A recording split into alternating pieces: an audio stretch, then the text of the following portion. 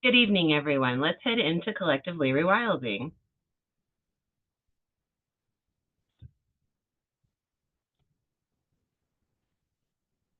All right. Lots to talk about for sure tonight.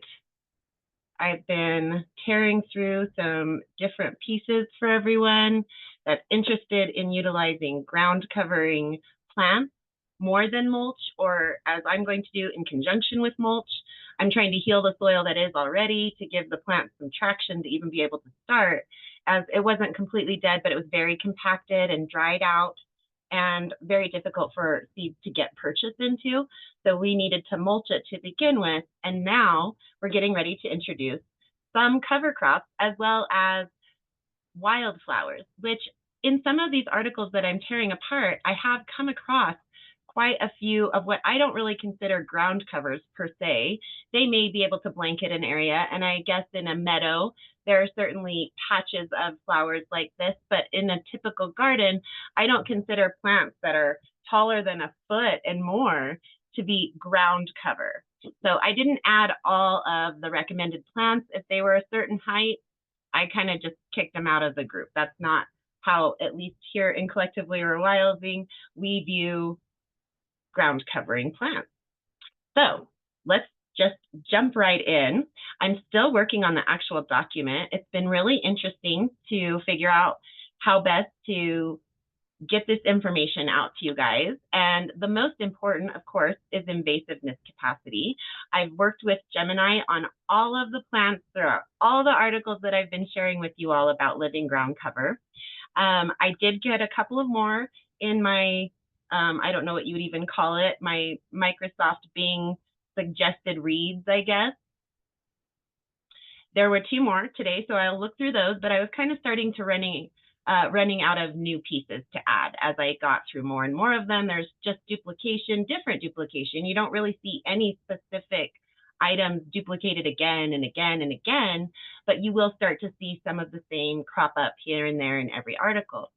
Now, having said that, we've gotten through this invasive list. In case I add a few more, we'll tear those apart too, but in almost every single article, and perhaps in every single article, there were invasive plants that were recommended, and I don't think that they were very often cautioned against. I do think I read maybe one or two that were a little bit cautionary, maybe around mint, which is just obviously such an aggressive plant that unless you have a very contained garden that you're wanting mint to be the ground cover of, I would never, ever recommend mint as any kind of a ground cover. There were a lot of high invasive species that they were listed. Ajuga, that was listed over and over, and it's moderate to high. So what I'm going to do, anytime that when I'm getting down to the recommended list, I'm going to take out anything that's moderate to high or high. If it's moderate, how do I say that? Moderate to high, yeah, moderate to high or high. And then if it's just moderate or less, I'll leave it in the list with the caution that the middle ground is those moderate plants, and you need to be aware that they can become invasive if you don't take certain measures or you live in certain regions, right? And so right away, bam, one of the most repeated ground covers, ajuga or bugleweed, is moderate to high. This isn't going to make the cut. Alyssum. I've had alyssum. I love alyssum. It's low. It does spread well as a seed. So if you don't want it, don't plant. If you don't want it to get too far, don't plant it in a lot of places. Plant it in one specific area where you want it and let it continue to reseed itself, right? But it's really easy to get rid of. You'd just probably pull it out and there'd be no problems. Get rid of them one season and they wouldn't come back, but maybe one or two more seasons you'd see a few scattered here and there, but you want to get them right away so they don't make seed, right? Bearberry, I love this word, kinnick. I think that's how you pronounce it, kinnick. That's low. It's a native North American plant, and we'll just go through all of these different qualities, not just these different plants, but the qualities themselves. I'll group them into areas that need more sunlight, can handle less sunlight, needs more water, needs less water. After removing those that are moderate to high or highly invasive, then we'll rate these others for all these things. And then finally, I'll put regional groups together that do the best in certain areas. That one's going to take probably a little bit more time and a little bit more working with Gemini to really get into how to phrase that best, because they want to take it to my location here in Tooele, Utah. And Tooele, Utah is pretty specific, definitely matches desert areas rather well, but not areas along the coast or in the south where they get so much more water, up in the really cold regions near the Great Lakes. You know, there's a lot of differences going on between those regions. So it'll take some work to get that one finally put together. But we'll rate all of these plants on these areas here. And we came across a few articles about trellising plants. So we're going to do the same thing with the list of trellising possibilities. Deer resistant and rabbit resistant. Again, tear through that. And then this was just some really interesting pieces that I've come across while I was starting the research on this project. And we'll tear through these eventually. This is the Ola watering system, something brand new from the past to try in with this mix of things that we're doing here. And interesting, I came across randomly how to create a gray water system off of a house that's already built. I had really only ever thought about it in houses that I may build in the future if I were ever to have that option, not really about turning one that already is built with its structures already completed, plumbing included. And this is a guide to turning your home into a gray water collection system. Very interesting. I definitely want to tear through that with you guys, but that'll be several classes out. I'm very much into getting these ground cover pieces for us. This is the time that we really need to be doing something with it if we want to keep those weeds down, which is why we decided to go ahead here. We're going to walk on some of it and trample it. I'm just going to spread the seed almost the entire backyard. I will probably hit the side yard up as well. And so some of that is going to end up being natural paths that we'll walk through and knock down. We're not worried about that. These are just something pretty to look at that'll work with the soil in a similar capacity as the weeds, but be more enjoyable for all of us who walk through that area all the time, especially the animals with the foxtail weeds. They get so nasty and can get deeply embedded in animal skin. We'll take care of our animals, of course, but there are still the stray cats here. While they come in the yard a lot less, I don't want to be contributing to these foxtail weeds, the goat head, the butter burr. Oh goodness, I don't remember what the name is. Tammy found the weed that we've been battling since we moved to Magna, and it's like buttercup burr, I think is what it's called, buttercup burr. And it's a noxious little plant. It creates these goat head-like seeds, but they're shaped like a pineapple. There's probably close to 20 seeds in this little pineapple or football shape. They're horrendous. So we have to deal with all of that. We were just going to kind of cut it down and actually spray it with a how should we say it? I mean, Dawn is created in a synthetic setting, obviously, but it's one of the least harmful synthetic types of chemicals that we ever deal with. The wildlife, the plants that we don't want to get, it washes away. It doesn't stay as long as like salt. Vinegar as well washes away, but it's of course not synthesized. So we were just going to spray everywhere with Dawn vinegar and water. We didn't want any salt. That's only if you never want something to grow there. So for instance, in the cracks in our driveway, if we had wanted to, we could have added salt to that, but we're not going to worry about that. We don't really like that salt element, but on somebody else's property when we were renting and they never intended to let anything grow there, it was a realistic use of a natural element. Salting the ground is a saying for a reason. It was an old saying around war, salt the ground behind you. That meant you were like burning bridges. You were never going back there. Nothing was ever going to grow there again. And they did that in wartime, salt the ground, so that there were not generations, I shouldn't say, but there were years before that salt washed away enough to enable people to grow in that area again. Really nasty tactic. So just some things that have been going on. Really pretty articles for these plants that we're going to be tearing apart for you. It's fun to go and explore, just as it says. to look into some of these. Goodness, I'm sorry about that. Somebody just rang the doorbell. Startled the dog, so it startled me. These different articles that we have going on here, I encourage you to go in and take a look at the pictures so that you could pick through some of it to see if it's something that would be okay in your yard, whether you go ahead and do the research or you wait for the piece that we're doing as quickly as possible so that we can all make use of it with tearing through all these different plants. I did go ahead and post the articles because I wanted you to be able to see the pictures of these different plants so that when you have that list, or if you do your own research, you can look at what you're picking and see how beautiful, or if it's not really your style, whatever. So there's going to be quite a few of them. These are the ones that we did feature as the overall collectively rewilding. You can go into, let's see, I can't remember if I chose collectively rewilding or sustainable. I thought maybe I did. It was late at night when I just created this whole idea and started working on it really heavily. So in the feed and in the discovery, you'll see there are quite a few of those articles that you can look through to determine what by picture you might want to try. Do your own research though, excuse me, or wait for our article that's going to be coming out, hopefully before even the end of this business week. No promises, but that's the goal.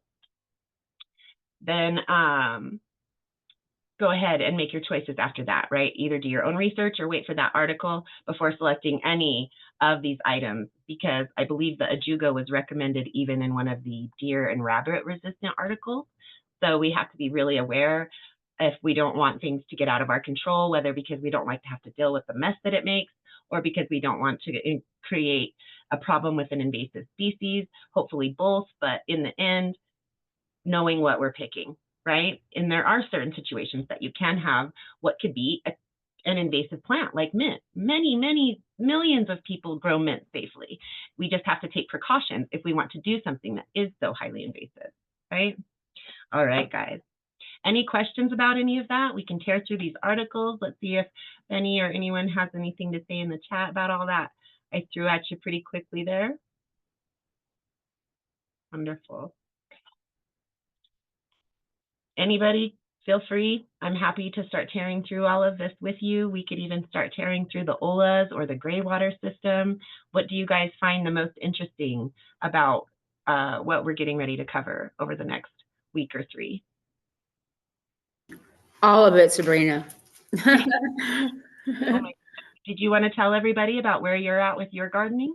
I'm just starting, sifting through the soil. I think that you should explain your system, at least the clear system, because that could be very helpful or even motivating for a lot of people. Yeah, for sure. Yeah, I will. Thursday, maybe. Oh my goodness, my lady, just talk about it. You're being all shy and silly. You know everybody that's in class. I'm so shy, like when I get on the spot. No way. That's so not shy. the case. Maybe about this topic, perhaps. Certainly not about grants or. Yeah, I know. That's what I'm saying. Like I get shy sometimes. Like when it comes to anything, like grants. I've been doing it for a while, so me talking about gardening, I just started. I've been doing. Well, gardening. that's not necessary. You're starting at a larger Yeah. area. You are certainly no novice to having grants. Yeah. It's just doing the gardening process all over again at a different level, Outside rather than only pots, right? No, just when I first started gardening, I was able to walk, so I didn't have. Oh, okay. I hear where you have challenges. the in-ground experience, but now you're having to approach it from a different. Yeah, for sure. Because I like going in the ground. It's just it's kind of hard on my legs all the time. Sitting down for long periods of time. Well, you and Daryl have been investing in like tools and things. Do you guys have any plywood lying around? Any sawhorses? Anything like that? You could set something up that would be at your level right there, and very easy to work. We do. Code enforcement is telling us to like throw it away. Like we have tires that I want to turn into some planters, and they wanted because I have them stacked, so. Well, what if you talk to the people, and I could certainly help you with this, But what if you talk to the people that are wanting you to throw it away and ask them if you could take a certain amount of time to get it set up the way that you had intended as planters, because you're in a wheelchair and you need to have access to the things that you're planting, and you're so sorry, there's things that you've been working on and you're getting everything better and better, but can we do what we wanted to do and see if that will work? And if not, we'll still be happy to get rid of it. Something like that, because then you can move it off of those tires and down onto the ground, still keep the work that you've done, but still get rid of the tires if they make you. There's a couple that are like I have to throw them away and they're not usable, but like the ones that are totally. There's an off-road club right around the corner that we would probably donate the tires to them even. Yeah. Because they've already got like a dirt bike track going and stuff. I'm like, why mess that up? You know? Yeah, we have a handful of good ones, and then obviously there's bad ones. Yeah. But if you're just using them to stabilize a plywood platform to hold your thing is, I don't know what I want to do with the tires. I can put soil in there and throw seeds. So I know that people recommend that. I recommend against that, you guys. I don't know how you could possibly get a tire truly cleaned enough not to leach yucky, and even then the plastic. My personal opinion is just don't use them directly. It's different to support something, or if you put something in it and it's got little pots and it's spray painted and it's cute, that's one thing. But to put the soil directly into those tires, I do not recommend that. We do not recommend that here at Collectively Rewilding. I do not believe without an industrial washing process that you could remove the toxins that have been embedded in that tire from being around the exhaust of a vehicle all the time it's running, as well as anything it might have picked up on the concrete. And then on top of that, I mean, I know originally we think of rubber when we think of tires, but I'm guessing it's no longer a natural rubber, because true rubber comes from the rubber India tree, right? Like, I don't know that I'm getting the terminology correct there, but there's a tree in India that creates what we used to make rubber out of, and it was actually rubber. Now it's probably a synthetic derivative of God knows what. I would not plant directly in a tire. I'm sorry. It's like my soapbox. I think it's really iffy. Oh, no, you're good. Those are just ideas. I'm not saying I'm going to do it. There's different approaches. I can create a pond. Totally. You know what I'm saying? I can put plastic and maybe create like a little bird bath or something. As long as, again, it's not touching that tire, right? Yeah, totally. There's so many cute ideas. I personally don't really like the tires. I weighing in one when I was a little kid, and it hadn't been cleaned properly, and it hurt me. It was gross, and it got me dirty, and ruined my clothes, and and that was a tire swing that had been there for God knows how long already, being utilized by other kids. So as long as it's just a decorative element or a support element, something like that, making a fence out of it around an area that's a raised bed to keep sheltered from the wind. There's a lot of many ways that one could use them, as long as they're not directly in contact with the water or the soil, right? Tammy, do you have pallets that are available to you, so you could also use those? I have pallets as well on my property. Looking to do a raised bed, because the winds up here are horrible, and when I'm on my wheelchair, that's like the right about height for me. I don't think you could do it to support a square foot garden with pallets, but you definitely can do things with pallets, as long as you follow some kind of guidelines like Jay laid out for you guys, right? Yeah, for sure. Yeah. Cool. That's awesome. If they're the clean kind, there's really cute ideas out there, right? Just tons. And then you guys are in a very, very dry area. So if you were to cut down your dead trees, or if somebody would come in and cut them down for you, if you can cut some branches off, you'd need like a sawzall or something along those lines. You can cut those branches up and put them at a base of raised bed. Don't line them up like logs though, like stack them haphazardly down in the bottom of it, and then put your soil on top of that, so that your soil is raised up really high, so that it's, again, right at your level there where you can work it, right? Yeah, for sure. There's a question in the chat. Benny has a question for you. Peppermint is a mint, Benny. He asks, are peppermint plants good to grow this time around? You can grow peppermint a long time. If you have a cold frame or a greenhouse, you can probably grow peppermints year round, but they're invasive. Mints are almost universally invasive. Always check heavily if it's coming from the mint family. And there are a lot of plants in the mint family that you might not necessarily realize, and there will be some that aren't invasive. But if we think of them in any way like mint, they're probably invasive. So wasps, oh no, that's not fun. The wasps are coming into the house, especially the sunroom. Oh, where my parrot lives, and your bedroom. Hey, that's not good either. Goodness, you know, I've never looked into plants that specifically deter a wasp or, you know, yellow jacket, hornet, all these different kinds of things. It's kind of hard a lot of times to tell what you're dealing with.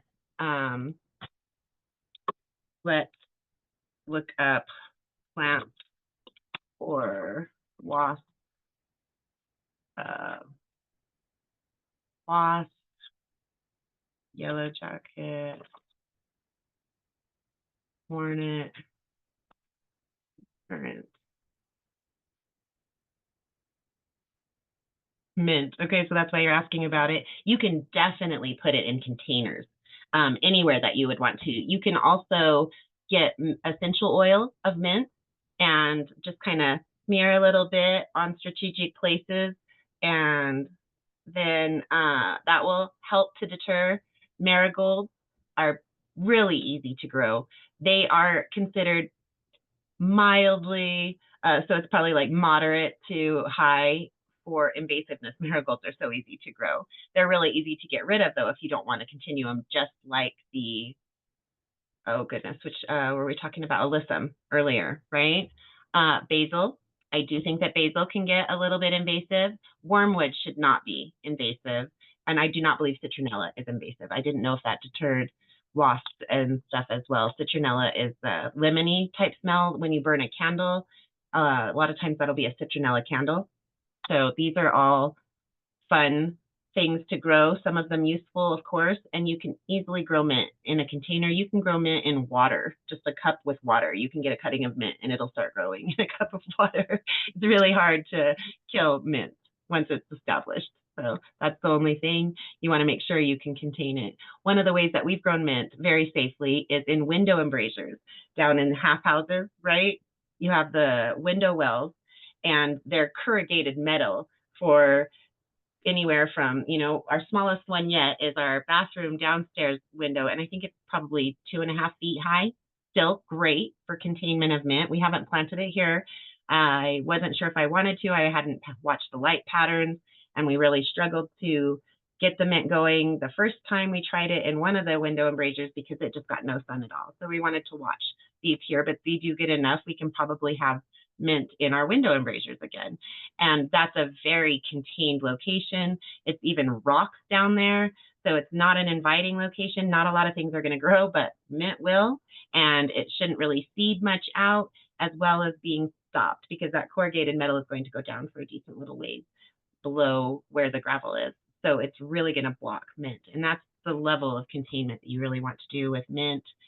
And in that list, let's see, basil, I do believe, is relatively,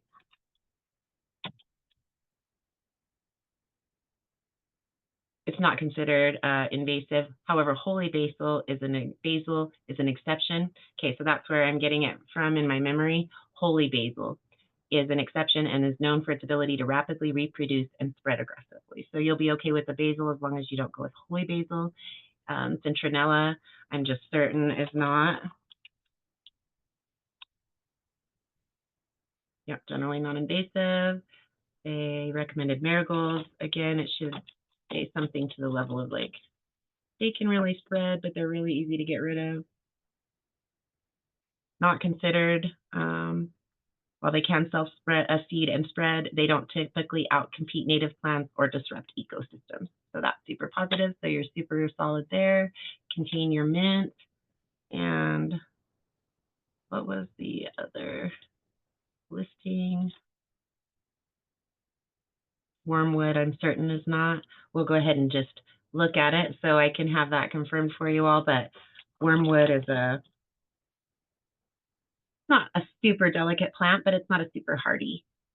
Oh, goodness, really? I am wrong. See, that's why we always want to check. I was certain that wormwood wasn't invasive. I've grown it before, and it certainly wasn't spreading, and it's in an area quite like this.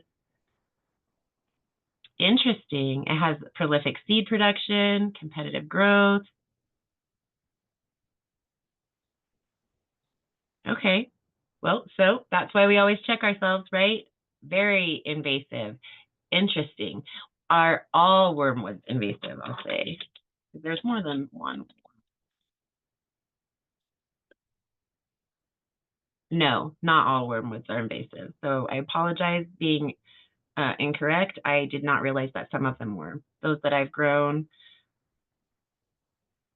are kind of a specialty. And I don't necessarily see it here, but it wasn't the common wormwood or the common mugwort. It was a specialty Artemisia. So there you go. All right, so mint and Artemisia on your list are not good for overall freedom growth. However, everything else is good. So if you put the mint and the wormwood in containers or really contained settings like the windowsill or really high raised beds, the sides, not just the raised beds themselves, because they're also spreading through seed. So you also want to stop like wind spreading where it would require like a bird coming down and eating a seed off of it and then taking off and leaving that seed somewhere else, right? To get it to spread, which we're not going to be able to stop it. It's already pretty well naturalized, I'm sure, over a large portions of most of the globe, to be completely frank about it, but we don't want to add to that, right? So mint and Artemisia or wormwood, you don't want to grow freely unless you've checked and it's one of the species that is not invasive. Very cool.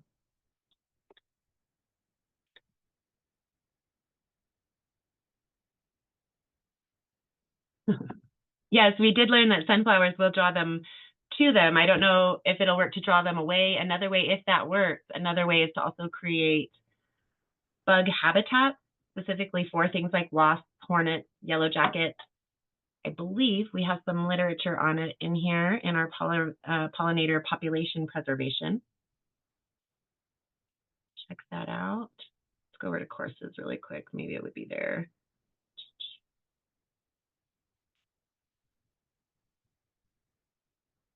Something like this, I think, maybe a part of it. That might not be for wasps and hornets and things.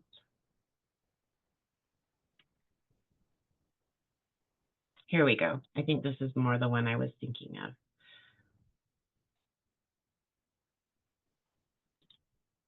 What you want are hollow plant stems, not all the way hollow. I guess that they need only about like 3/4 of an inch hollowed out of a stem of a plant or a stick or branch, small branch. And then people put them into these little arrangements. I'm trying to find a picture of them for you. That's not going to have it there.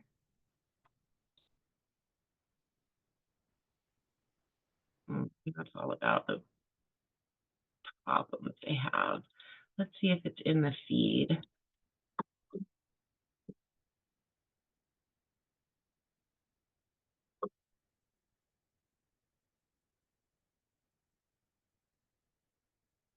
I don't think that this talks about the creation of a habitat, though. All right, let's see if we can find something online. Yellow jacket, hornet, bug home.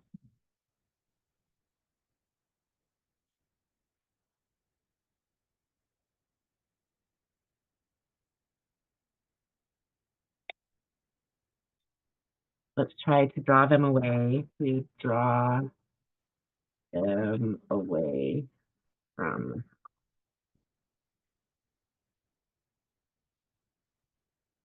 That's not what we're really looking at. I'll do some research and see if I can find it where I've posted it or find another article. They look like a bunch of teeny tiny little tubes all bundled up like this, and on at least one side they had done a little drill in about 3/4 of an inch, You don't want it to go much further because I guess then it gets mushy inside there and that's really bad for them. But I will see if I can't find that cute little article, because that would also creating a space to go away. Again, put it near your sunflowers and they'll be the happiest little wasp hornet yellow jackets in the world. And hopefully they will leave your space more alone, especially if you put some of those plants in the containers and in the ground around your areas, windows, doors. And a quick solution, of course, buying the plants and putting them in right away, or the essential oils. Those are both quick solutions to getting them out of your house. So the people that we rented the basement of our last rental property for a year, and the people that were above us let the sunflowers come back more prolifically than they had been. They had to stop using their front door. The sunflowers drew in so many of these really aggressive little bugs. They just had to go in through the garage. So when we took over the upper apartment, we got rid of all of the sunflowers in that little area. We planted them in a different area away from where we were, where the neighbors were, so that they could have a space. But we pulled every single sunflower out of that little patch. And that's why Jay's talking to you about sunflowers being a natural draw. They will love sunflowers. And there are bug homes. And so maybe if I just take this away, then they'll end up with something. But I'll definitely try to find, it's like this exact look. Do you see that? Those bundles of sticks, and especially that first one where you see the little hollowed out point. That's exactly what you're looking for. So I'll grab this for you all. I do like things as an article. I'll see if I can't find that as well, but this is just exactly what I wanted you guys to have a visual picture for, right? And let's throw that into population preservation, right? For the pollinators. Put it in courses and tag that for you. And I'll just get the information in it right now, and then we'll keep going with any questions or things that you guys, oh, I did want to describe Tammy's setup for you, just in case she never does, because it's really neat. Maybe she'll want to contribute some more as we're talking about it. Okay, that's all I need to do. My cups? Oh, I think on the spot. So I've done that before, just my solo cups. You can show them if you want. I was gonna post them on your platform. I just don't know where you want I don't know if I can. I think you sent it to my text message. Yeah, I did. I haven't gone onto my Messenger. I haven't gone onto my Facebook yet. So yeah. You've got a large selection of seeds to pick from. Yeah. So Let's see. I know how I can do this easily. I just don't know what area you want me to post it in, like, so I can show them. That one, because you're not specifically talking about soil preservation, I'd put in collectively rewilding, because that's like anything gardening, right? And then let's share this. This is a really good one too. And your dog asleep is just too cute for words, so we'll share that one too. Let's see. Oh, there we go. Okay. Now I'll go to my photos, get it to upload to the cloud, and we should be able to go take a peek over here. Refresh again. And it might just have those screenshots above. For some reason, it put those above. No. Let's see. Is it there and I missed it? No.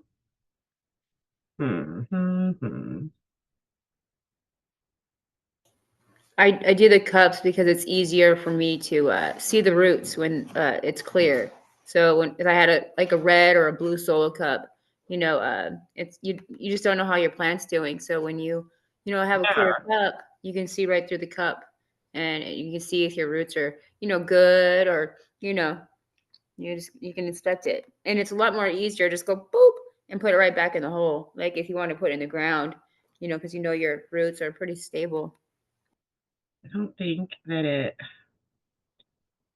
downloaded the little video.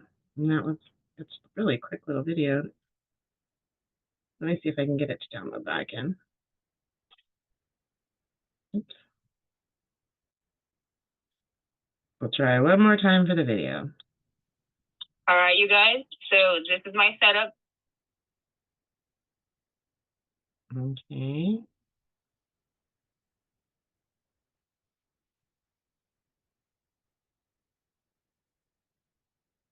Let me try throwing away the app and pulling it back up again. It just will not download your video for some odd reason. Let me see. Maybe it's in a weird place. I would send it to your email. That's how I do it, and then I just download it to Well, my. if I have it in my Google Photos, it should be in my Google Photos. I don't understand. Sorry, refreshing it one more time, but we'll have the pictures this time. It should be here, just not the video. So here's what she's talking about, you guys. After it's done, the little video, she talks about the whole process that she's going to do. But you can tell them here, your video's right there, or your picture's right there. Yeah, I see that. I did the colors. I haven't quite decided how I'm gonna color code. I love colors, so for me, with a lot of these plants that I'm growing, it's easier for me to identify plants by color. So if it's I thought it was a good idea, yeah. like red would be like plants that require a lot of sun. You know what I'm saying? Things like that. Okay, so not even just individual names of Yeah, plants, but like and I would groupings. just Okay. have a system where when I actually got a graph book thing, kind of like what you have on the computer. I just bought one from Walmart. It was like 99 cents, and there's no squares really. It's like circles. Okay, Oh, it's interesting. graph paper circles, so like you can actually write notes, and actually draw or input if you want to draw a circle. You don't need I would love boxes. to get a picture Yeah. of that. Share a picture I'll with share me. that when I'll show Yeah. that to you when I was gonna do a video on that too, but yeah, I got overwhelmed by a lot of soil, so I was just Don't even talk to me about getting I overwhelmed was by doing it with my hands though. So like with me, I love the dirt and I love to talk to the dirt, and I'm very spiritual. So a lot of this is a lot of hands on. You're different. You have a backyard that has something going. Me, I gotta start growing. If I It's don't all start the same, growing, Hikrit. It's you all know, about doing it our way as we all approach things. yeah, for sure. No And one then way is right or wrong. It's just get out there and garden, get out there yeah, and just get your hands hiking, on it. go out Yeah, and swim in a lake or the ocean, whatever. Just touch nature for somehow, sure. right? Yeah, and I got up at 3 o'clock in the morning, you guys. So that's the best time, 3 a.m. It's nice and cool up My here in cousin Lisa California. said that she always would wake up at 3 o'clock in the Like morning. that's like in my brain. I literally wake up at 3 o'clock, and it's been like that my whole life. Like around like 3:30, and I'm such a morning person. It sucks sometimes, and I'm like, I wish I could sleep until like 8 or 9, but And my you don't go brain, back to sleep after that? You're just I up? can't. I Oh, cannot. so you go back to sleep after like an hour. Yeah, I cannot. I tried. I'm like, you know what? I'm just gonna start posting articles and start reading and do something to occupy my brain. Because my husband sleeps in, not that long, but he's like kind of like you, So now he's waking around my time. Ugh, This not. is something that Anita, my mom, got for me.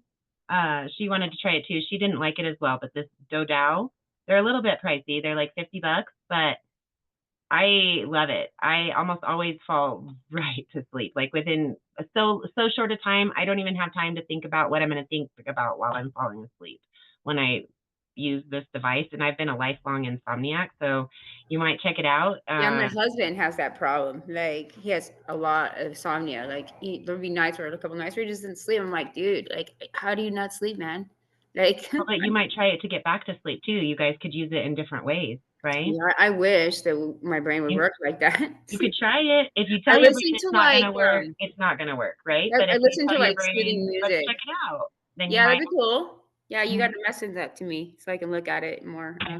Yeah. And then actually, we have two of them, and Jay and Amber just do not like them any more than my mom did. So. Oh, way cool. Yeah, I'll check it out for sure for Daryl. And for me as well. But he's the one that's really suffers from like the I'll insomnia. have to send it. Yeah. I could help you with that. Let's put it in the chat. How about that? For sure. I think this is the place. No, this is the chat. All right. Throw that in there. I really love it, you guys. I thought it was going to be really annoying to have to try to stay looking at this light for 8 minutes. And sometimes I'm really tired and I'm like, oh my gosh, I don't want to do it tonight. Most of the time not, but every once in a while, I don't care. I still do it because I'm not going to risk not falling asleep. And so there's a Google search for it. So you can. And Benny as well. He's saying he suffers from sleep apnea. So he uses a CPAP machine. Yeah. No fun. I'm sorry, Benny. So there you guys go. If you're interested in that really, really amazing device. You'd never think that something like that would help. It just softly flashes a blue light at the ceiling, and you can choose from 8 minutes or 20 minutes, and there's 2 different light cycles, but I've never played with it. I just set it at the first setting, and it worked from the first night on for me. Maybe it's been about almost 5 months, I think now. Yeah, it'll be 5 months in a week or 2, and there's been maybe 4 nights in all that time that I struggled to go to sleep. It's amazing. It's really amazing. So it's just a light that goes off and on or something? And you have to point it at the screen, and you lay on your back. Uh-huh. You just watch it, and like I have a hard time keeping my eyes open to watch it the whole time, but you'll see if you don't just fall asleep completely. I don't ever manage to quite. I almost have a couple times, but if you're still awake, but you can't open your eyes anymore, you're so tired, your eyelids will let that light through, and then you can just fall asleep because it's over. But yeah, it's amazing because I have to move mine. I don't have a bedside table, so I can't put it flat and have it work for me.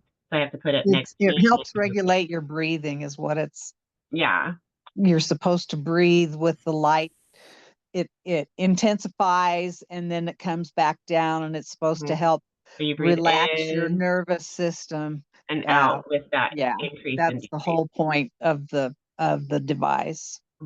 It works for me. You got to check it out for sure. I'll try anything that works one time. You know what I'm saying? Well, I'll see. I don't think they're willing to try it at all, and my youngest just doesn't struggle with sleep. She just sleeps. She's never had a problem sleeping. She would sleep through crying and keeping the rest of the house awake. She would be asleep. Hilarious. So yeah. I see. I might send it out to you, but I've tried to send you something before, and you refused to give me your address. So. My Don't say it now, silly Lily. No, you sent me your daughter sent me a birthday card. Remember? Oh, did she? Oh, well, then I should have it in my You have my address, Sabrina, somewhere in your files. Sorry.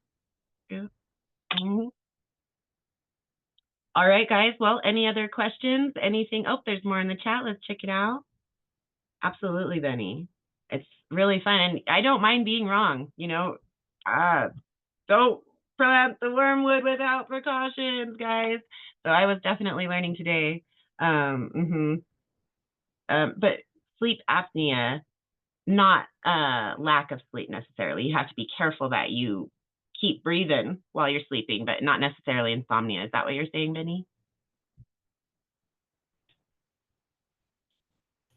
And also having house plants as well, having like oxygen. For me, like I love having house plants. It helps me breathe sometimes. Definitely you have just the sleep apnea, or you also have insomnia, Benny. And the house plants, snake plants. Ethel was talking about snake plants today. What do you call them, Ethel? Called mother-in-law's tongues. Yeah. Snake plants, mother-in-law's tongues. Yes, that's another name for them. That's hilarious, you guys. Oh my goodness. Okay. But yeah, snake plants are one of the best plants for purifying the air. I don't know if that would help with sleep apnea. I think it's more of internal things that go on than air purity, but if it has anything to do with that, snake plants are a good one. All right. Check this out here. You think it's both? Yeah. Well, those Dadows, guys, they're amazing. I don't know if that's how you pronounce it. That's how I pronounce it in my head, Dadao. And I put it in the chat there. And then we also have the Sleep series. Let's go grab that and just pop it in there as well.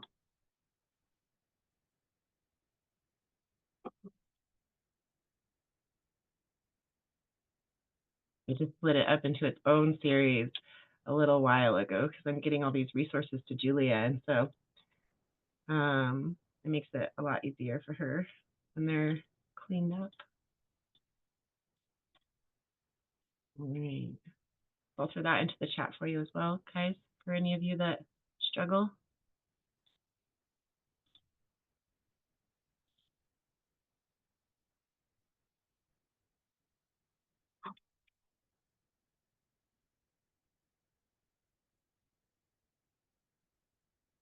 All right, very cool. Well, I'm glad you decided to go ahead and talk about your plants, Tammy. I can post those. Let's post those in collectively. There'll be more to come, you guys. There'll be more to come. I just started. That's awesome. No, it's a great idea. And you're doing it right. You know, I was like, oh no, you have to poke holes. And then 2 seconds later, and Daryl got tools so he could poke holes. I was like, yeah. Awesome. Oh, I have to download them, I think, still. Let me grab them really quick and I'll upload those. They're cute and very, very clever. Yeah, I got that at Walmart, the plastic thing for like $5. And then I got the solo cups for like, there was like a package of 50. They were like $3. So pretty cheap. And the popsicle sticks, 95 cents. And they came like in 50s. You can get color ones, you can get thicker ones if you choose to write on them. But these ones, I just got the smaller ones just to start off. And then if I want the bigger ones, for when I start growing tomatoes and I start having vines, even skewer sticks are good as well, to air out the soil, Although when you're first making your potting mix, you don't have to worry about that. But yeah, that's a really good thought when you have the compacted soil, like in a planter or something. Yeah, and I don't really water them. I spray them with like a water bottle, so Okay. I'm not drenching them. I just spray them with the water, because I don't want to overdo the because it's starting seeding soil, and if you So soak how it. often do you do that, Tammy? Often, I just started, so depending on the No, the day. spray bottles. You don't Oh. spray bottle your plants in the house already? You do something different Oh there? no, I just put water in a regular water bottle. You might want to keep them separate from whatever me. I keep my water bottle separate, the ones that I use for my planting. So that one, the one that I have, I just put water on it, and then depending on the day, I just touch the soil and just see. And there's a bird in the house. I just saw that. You guys. Oh my goodness. Oh my God, there's a bird in the house. Ah! Classic. Oh my goodness. I hope you can get it out quickly. We won't talk about any of the things that people say about birds in the house. We'll just move on from that and let it be a committed moment. So, goodness, I hope you guys get that out. Oh no, I have a lot of birds out here and I feed them. So the guy just decided. It happens sometimes. Yeah, sometimes they'll hit the bay window, Oh, thinking yeah. that they have That's some not good. clearance, or they'll see their reflection. I'll be sitting there, I'm doing on my computer, all of a sudden, boom, I'm like, oh man. And so Daryl goes out there, the guy that, wants to save the baby, and he puts it in a cage till it wakes up, because it literally got knocked out by hitting the window. So, a couple of them have passed, but there was a couple of them, especially the grosbeaks, the black-headed grosbeaks. The colorful ones, I kept one of them for a couple of days until it recouped from the head injury that it got when it hit the window. Awesome, Tammy. Whip around pretty hard. Yeah, so when they come around and they see the bird feeders, sometimes the window, when you clean it, it's really clear, and they see their shadow, and boom. Yeah. Especially the turtle doves, the horny doves. They hit them too as well. That's bad. I can do some research to see if there's any there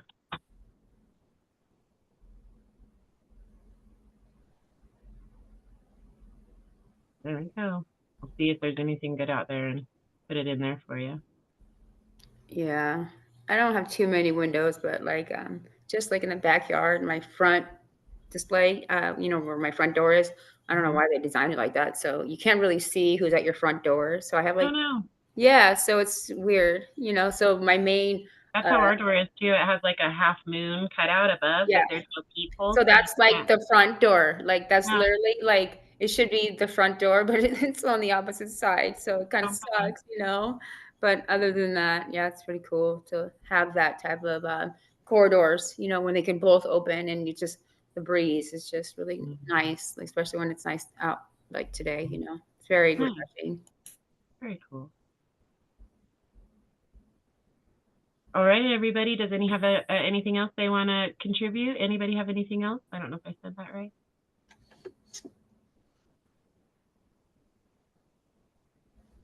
All right. Well, that was really good. I'll get those pieces out. So we have the pieces from Tammy. I'll try to get her video in here. And then the YouTube video about, oh goodness, what was it? Oh yes, the wasp home, right? As well as getting your glass to make it more visible. I was thinking that as well, but I don't know if you guys want to put like, I have these really pretty cellophanes. There's one already on our bathroom window down here, and then I have one that's still rolled up that I'll probably end up putting into the greenhouse because there's no reason to destroy the decent like privacy sticker that they've put up on the bathroom window because it's in the basement. Right? Obviously, a little bit of privacy, and so it's white with pictures designed all over it, and then the one that I have is clear with an opalescent tint, and you can see the pictures inside the tinting. It's not really got drawn on pictures, they're kind of like etched into the plastic itself, but either of those kinds of things would make it more visible. And I wouldn't want tape on my window. Decals maybe, but that's kind of tacky to a lot of people, right? So the window film, that's like what I was thinking. Removable stickers, like you could decorate for each holiday and kind of put them around. There's some different ideas. I'll share those with you, put it in a post for you. Thank you very much. Of course, my lady. I just love to see my birds, and unfortunately, that's kind of like where I put my bird feeders. Now I'm starting to put them, out more like the suet, because they all like to go on the bird feed. So the suet helps, put them in the trees. Because when I start gardening, those seeds are gonna start, because at one time, I think it was a couple of years ago, I, didn't want to pay for seeds, so I'm like, frick it, I'm just gonna I think you told me about that, yeah. I'm just gonna throw my bird feed, on the hill, so I grew millet.